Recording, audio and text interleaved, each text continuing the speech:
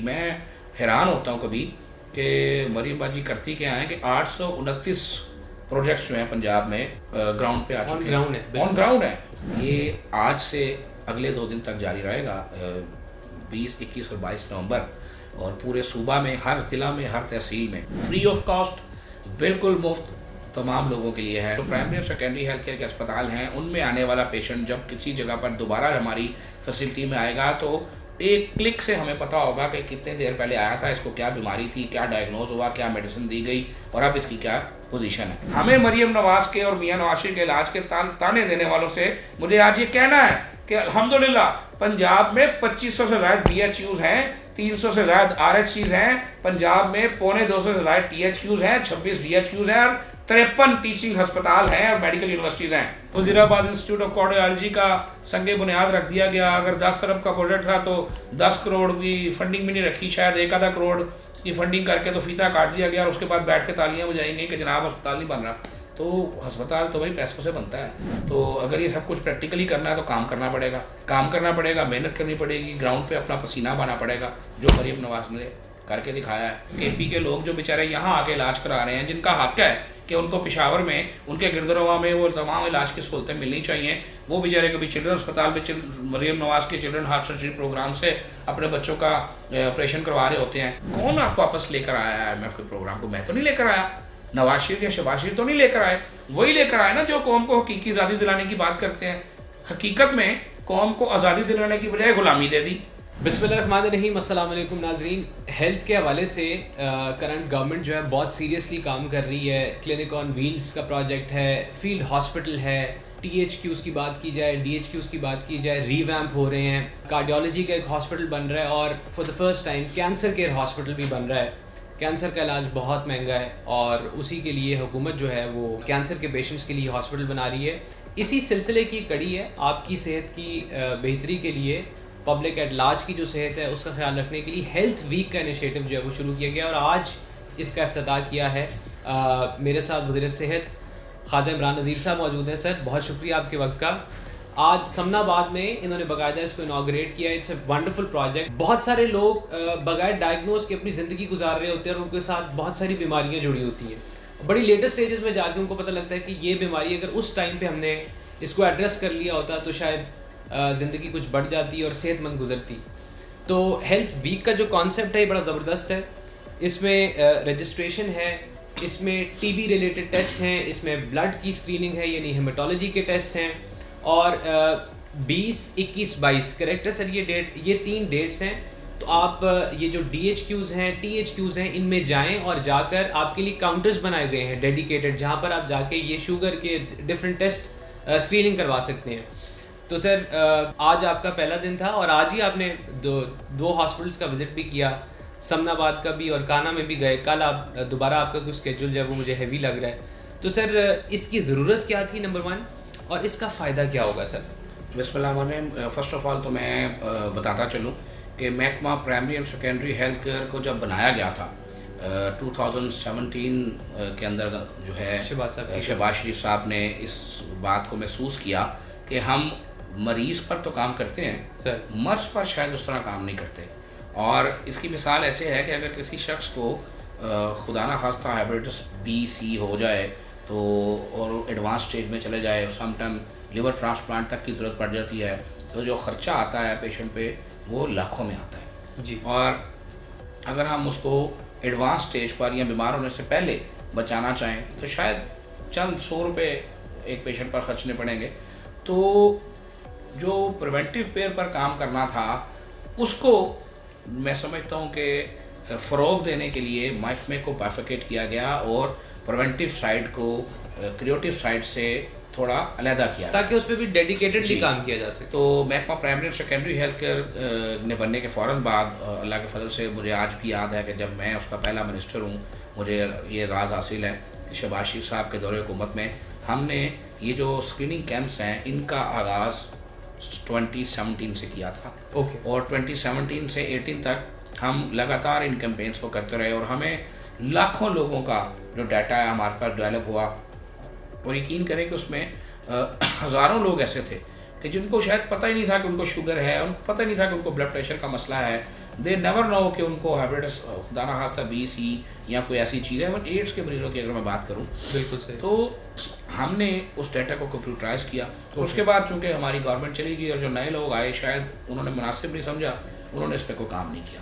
तो आज मोहतरमा मरीम नवाज शरीफ साहबा को ये क्रेडिट जाता है कि उन्होंने इस ज़रूरत को महसूस किया कि इस सिलसिले को दोबारा से शुरू करना है और एक अच्छे विजन के साथ और एक चीज़ों को इन्हांस करके एक बेटर विजन के साथ शुरू करना है, एक बेटर वर्जन के साथ शुरू करना है। तो जिस तरह आप देखते हैं जो लोग आईफोन लेते हैं, आईफोन 10, 11, 12, 13 आता है, अब अपडेट होता रहता है, अब 16 आ गया।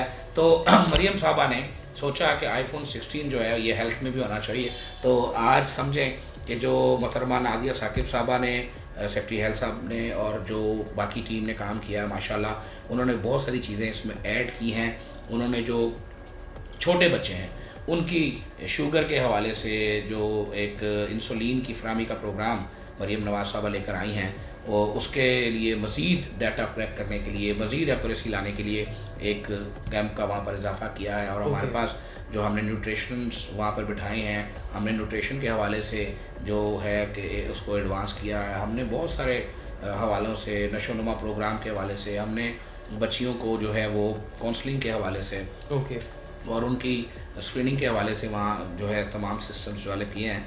ये आज से अगले 2 दिन तक जारी रहेगा, 20, 21 और 22 नवंबर, और पूरे सूबा में, हर ज़िला में, हर तहसील में, और सिलेक्टेड BHUs और RHCs में और तमाम THQs और DHQs में ये सहूलत जो है अगले जो है 3 दिन फ्री ऑफ कॉस्ट, बिल्कुल मुफ्त तमाम लोगों के लिए है। और मैं चाहूँगा कि लोग इस सहूलत से मुस्तफ़ीद हों।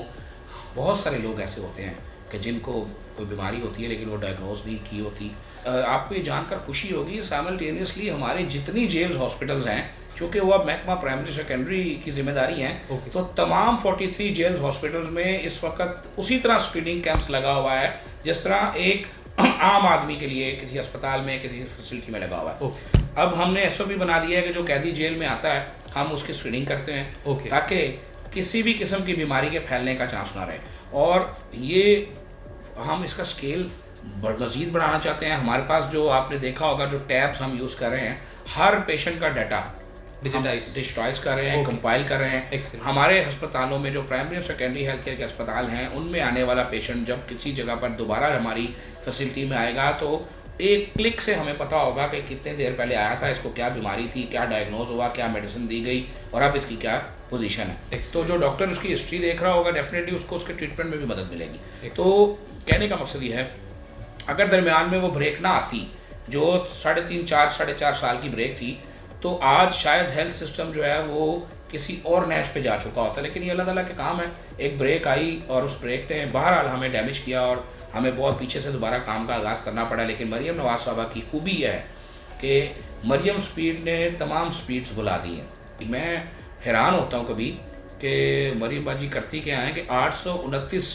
प्रोजेक्ट्स जो हैं पंजाब में सिर्फ 7-8 माह की हुकूमत में जो है वो ग्राउंड पे आ चुके हैं, ऑन ग्राउंड है और उनकी फंडिंग अवेलेबल है। ऐसा नहीं है कि भाई प्रोजेक्ट जिस तरह माजी में होता था वो वजीराबाद इंस्टीट्यूट ऑफ कार्डियोलॉजी का संगे बुनियाद रख दिया गया। अगर 10 अरब का प्रोजेक्ट था तो 10 करोड़ की फंडिंग भी नहीं रखी, शायद 1 आधा करोड़ की फंडिंग करके तो फीता काट दिया गया और उसके बाद बैठ के तालियां बजाएंगे कि जनाब अस्पताल नहीं बन रहा। तो अस्पताल तो भाई पैसों से बनता है, बातें करने से तो नहीं बनता। बातें करने से तो फेसबुक पे 300 डैम बनते हैं और बिलियन ट्री सुनामी बनता है। तो अगर ये सब कुछ प्रैक्टिकली करना है तो काम करना पड़ेगा, मेहनत करनी पड़ेगी, ग्राउंड पे अपना पसीना बहाना पड़ेगा, जो मरीम नवाज ने करके दिखाया है। और मैं ये समझता हूँ कि पंजाब बड़ा खुशकिस्मत सूबा है कि एक तरफ हम देखते हैं कि अली मीन गंडापुर साहब हैं जिनको सिवाय इस काम के कि इस्लामाबाद कब जाना है, मोटरवे को कब ब्लॉक करना है, जलाओ घिराव कब करना है, कभी 7 माह में मैंने उनके मुंह से कोई खैर का कलमा नहीं सुना कि KP के लोग जो बेचारे यहाँ आके इलाज करा रहे हैं, जिनका हक है कि उनको पेशावर में उनके गिरदरवा में वो तमाम इलाज की सहूलतें मिलनी चाहिए, वो बेचारे कभी चिल्ड्रन अस्पताल में मरीम नवाज के चिल्ड्रन हार्ट सर्जरी प्रोग्राम से अपने बच्चों का ऑपरेशन करवा रहे होते हैं, कभी हमारे पास पिंडी के अस्पतालों में डायलिसिस करवा रहे होते हैं, कभी हमारी और फैसिलिटीज़ पे बेचारे आ रहे हैं। हमारे भाई हैं, हमारे जिस्म का हिस्सा है, हम उन्हें दिल से खुशामदीद करते हैं। लेकिन ये उनका हक है कि उनका चीफ मिनिस्टर भी इसी तरह प्रोजेक्ट करके दिखाए जिस तरह मरीम नवाज करके दिखा रहे हैं। लेकिन नहीं, तो भाई मुल्क को काम करके आगे ले जाया जा सकता है। वाकई अगर हकीकी आज़ादी चाहिए, वाकई अगर IMF की गुलामी से निजात लेनी है, वाकई में अगर पासपोर्ट, ग्रीन पासपोर्ट की इज्जत करवानी है, तो उस बातों से नहीं होगी। मुल्क को तरक्की देकर, काम करके, आगे जाके मेहनत करके मुल्क तरक्की करेगा। और ये ग्रीन पासपोर्ट की जो मैं समझता हूँ तरक्की है, ये भी मुल्क की तरक्की से मुंसलिक है। पाकिस्तान की इकॉनमी की IMF से, गुलामी से निजात भी मुल्क की तरक्की से मुंसलिक है। उसी तरह जैसे 2016 में मियां नवाज शरीफ साहब ने बतौर प्राइम मिनिस्टर IMF को गुड बाय कर दिया था। कौन आप वापस लेकर आया IMF के प्रोग्राम को? मैं तो नहीं लेकर आया, नवाज शरीफ या शहबाज शरीफ तो नहीं लेकर आए। वही लेकर आए ना जो कौम को हकीकी आज़ादी दिलाने की बात करते हैं।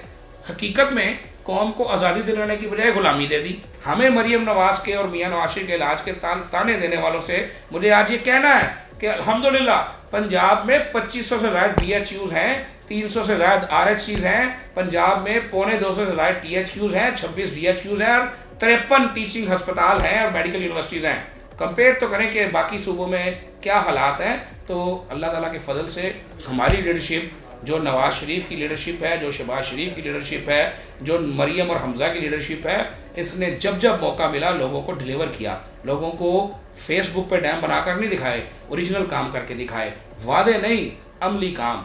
मुस्लिम लीग नून का हासा रहे हैं, हासा हैं और इंशाल्लाह रहेंगे।